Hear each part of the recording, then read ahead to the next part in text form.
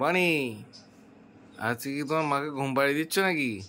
হ্যাঁ, তুমি খাবার দাবার দিচ্ছ না, তাহলে আর কি করব? কেন, তোমার মার কি হয়েছে? মন খারাপ? হ্যাঁ। বল্টু ঘুমিয়ে পড়ছে তোর দিকে, বল্টু আর হাসছে তোমার থেকে। হবে না বলো?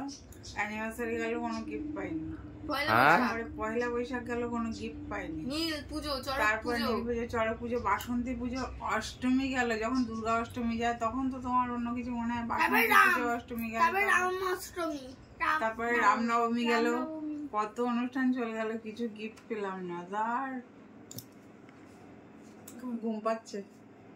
বনি, তুমি তোমার মাকে ঘুমে পাড়িয়ে দাও, বেকার জেগে থাকলে টেনশন বাড়বে, ঠিক আছে? ঘুম পাড়িয়ে দাও। বল্টু, তুমি কিছু খাওয়ার চাই বলো? হ্যাঁ, আমি সন্ধ্যাবেলা তোমার জন্য হাতে গরম ভেজে নিয়ে এসছি, দেখবা? এই দেখো, এই দেখো, সবাই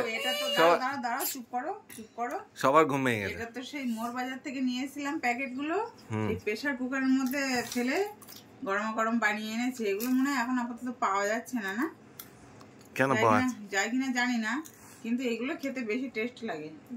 দেখো, তোমার মা ঘুমিয়ে গেছে, দেখো তো, এখন মায়ের ঘুমিয়ে গেছে। ফ্লেভারটা সেই লাগে, ভালো না?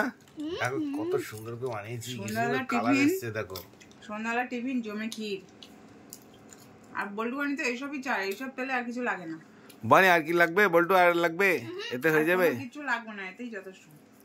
ওকে, তাহলে তোমার কি গিফট আর লাগবে না? তাই কোনো খেয়ে নাও, তারপর গিফটের চিন্তা করবো। ওকে, খেয়ে নাও।